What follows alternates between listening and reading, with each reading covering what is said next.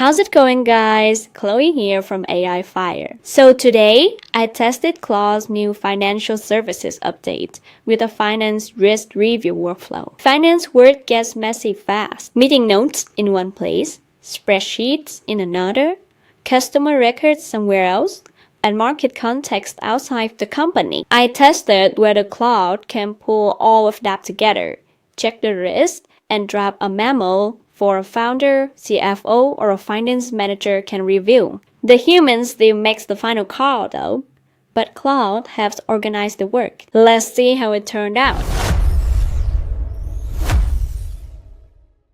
Anthropic recently announced a financial services update for Claude. The update includes 10 ready-to-run finance agent templates. Some are for research and client work, pitch building, meeting prep, earnings review, model building, and market research. Some are more operations focused, valuation review, general ledger reconciliation, month-end close, statement audit, and KYC screening. Claude is clearly moving deeper into finance workflows. The setup usually combines skills, connectors, and sub-agents. A skill gives Claude task-specific instructions. A connector gives Claude access to a data source. A sub-agent helps with one part of a larger workflow. That matters because finance work depends on context from multiple places. You usually need meeting context, internal numbers, invoices, customer records, market data, and a final report.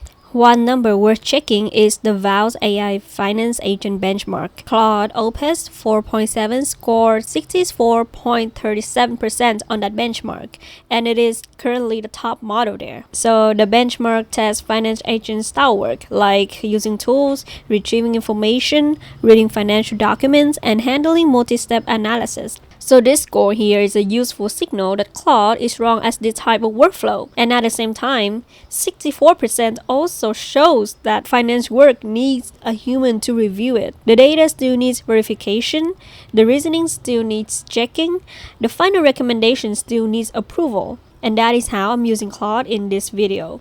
Claude helps with the review workflow. The final judgment still belongs to the person reviewing the output. For larger finance teams, Claude also connects with professional data sources like Moody's, FactSet, S&P Capital IQ, PitchBook, Morningstar, LSEG, Dalupa, Dun & Bradstreet, IBIS Word, and others. It's useful because finance workflows need trusted data, credit risk, company records, market research, industry benchmarks, and internal systems. But for this video, I'm gonna keep the test simple. For this demo, I'm using a small finance data set so the workflow is easy to follow. This company has a few issues showing up at the same time. Revenue is moving, but costs are rising faster. The team is worried about ad spend. Some invoices are unpaid. Cash balance is getting tighter.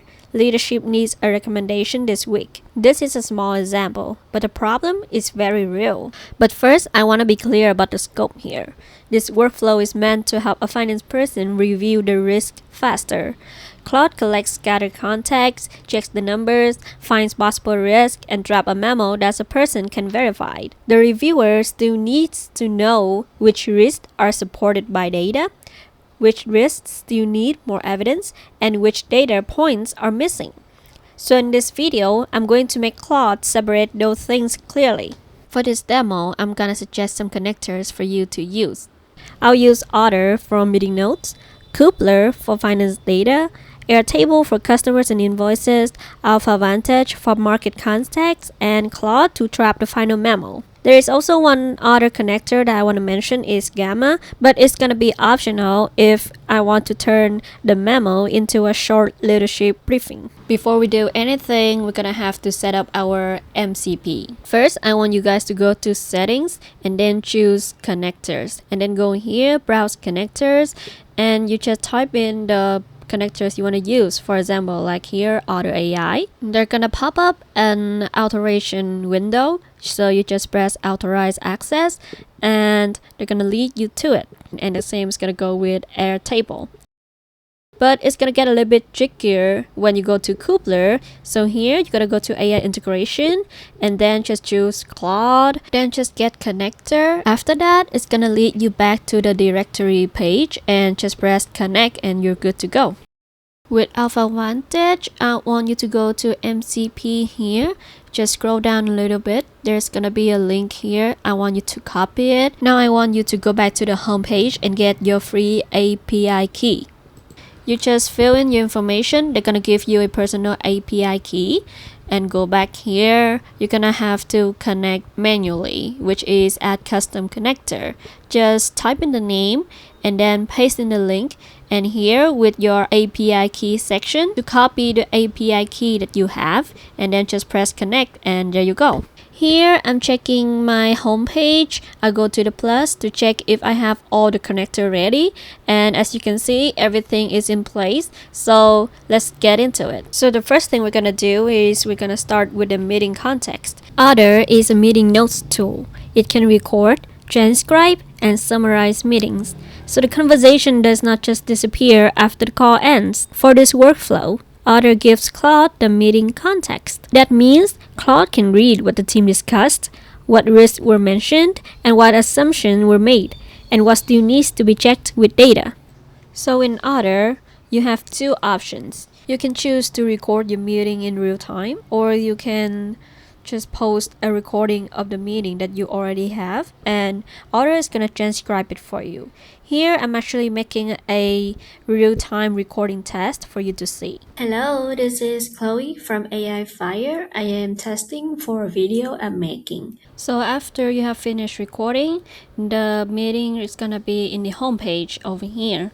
You can see the transcript that it just did for me is kind of a little bit wrong with my pronunciation, so maybe it's my fault because I pronounced Otter like that.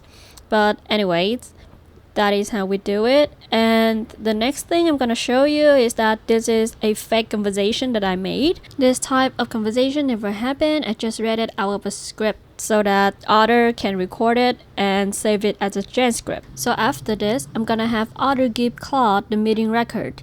The key is that I'm not asking for a normal meeting summary because Otter already did that for us. I want Claude to separate decisions from assumptions. If the team says Aspen is the main issue, that still needs to be checked. So this step gonna turn the meeting into a risk checklist for the next checks. So here I already have the prompt and I'm gonna show it to you. So Claude is gonna connect to Otter so that it can take the information for us. So this is what Claude gives to us. This first risk check gave me the finance checklist for the rest of the workflow.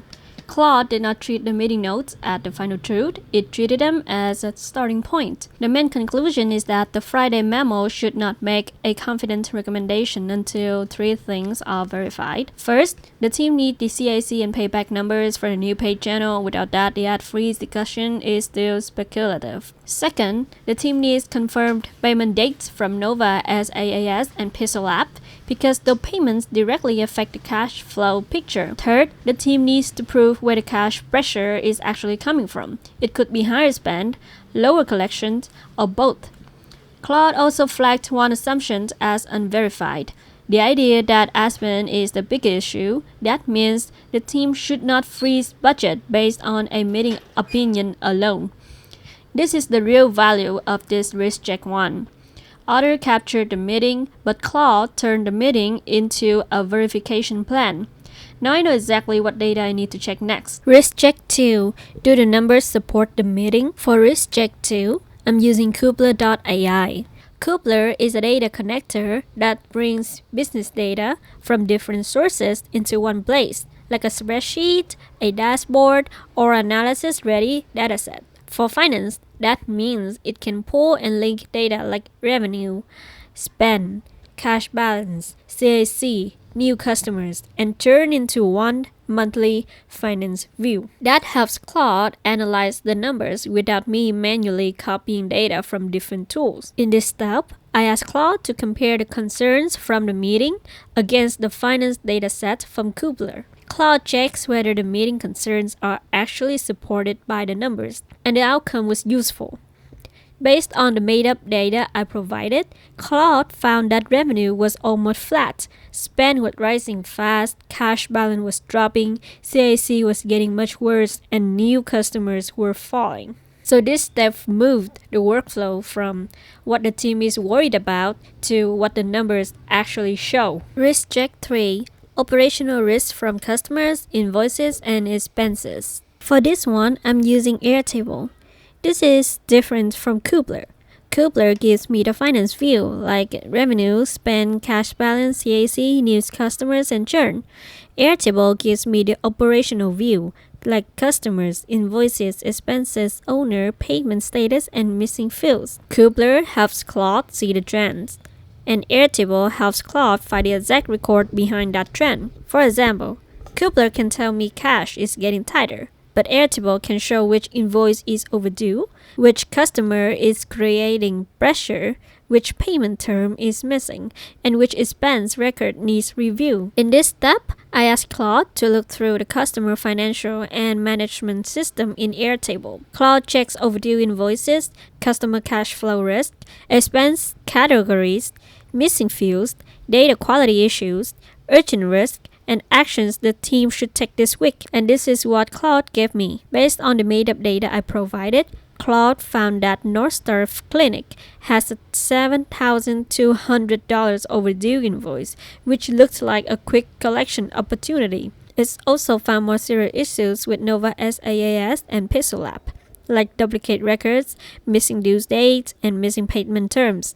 Claude also flagged green card as a possible write-off risk because the invoice was 86 days overdue, disputed, and the project was paused. The most important part was the expense table. The Airtable import has a data problem. Several expense records show the same 8,200 amount across different categories, vendors, and months. Claude correctly caught that and warned that the expense data should not be trusted until the import is checked. So this step moved the workflow from high-level finance trends to specific operational risk the team can act on this week. Risk check 3.5. Data quality check. This is why the data quality check matters. In the Airtable step, Claude already noticed something strange in the expense records. Now I wanted to check all sources again. That includes the Kubler finance dataset, the customer table, the invoice table, and the expense table. The goal is to separate the data into 3 groups: safe to use, needs verification, or missing data. Claude pulls the data again, and it runs a cross-system audit. This is one of the strongest parts of the workflow. Claude does not rush to a confident recommendation. It shows which data is safe, which data needs checking, and which data is missing. That protects the final memo from using bad data. Risk check 4. Lightweight market context. On this step, I add a small market context check with AlphaVantage. AlphaVantage is a market data API that can pull stock quotes, forex, and other financial market data. I keep this step very narrow because the free API limit is small. I only ask Claude to fetch one QQQ quote as a lightweight signal for broader tech and growth market sentiment. Claude sees that QQQ is up strongly, so the poor acquisition result looks more internal than market-driven. This is not a full market research though, but it gives the memo one small external check. Final output: Finance Risk Review Memo. After the risk checks, I asked Claude to turn everything into a Finance Risk Review Memo. Here is the prompt that I used. This works because Claude already has the evidence, like meeting concerns, finance data, invoice risk, data quality issues, and market context. The memo separates risks supported by data from risks that still need more evidence. That is what makes it review ready. I will still shorten it a little bit before sending it to leadership, but as a first draft, it is wrong. Optional briefing: 6-slide leadership deck. After the memo, I asked Claude to create a 6-slide leadership briefing. In this step, I use a connector called Gamma. This part is optional though. The useful part is that Claude turns the memo into a visual format and even checks the slides for layout issues. But I will still review every number and chart before presenting. The memo is the analysis. The deck is the delivery format. Cost and tool reality check. A workflow like this can start with small demo files, but real production use may need paid plans or higher limits. So if a connector fails, I can still upload the transcript or a CSV files manually. The tools can change, but the review process stays the same. Claude was useful because each prompt has a real job. The data is made up, but the workflow is realistic. Claude organizes the work, and a finance professional still checks the numbers, reviews the logic, and makes the decision. So that's it for today. Thank you for watching, and please like and subscribe to AI Fire if you like this type of video. Please tell me in the comments if you find this video useful, and I'll see you next time on AI Fire.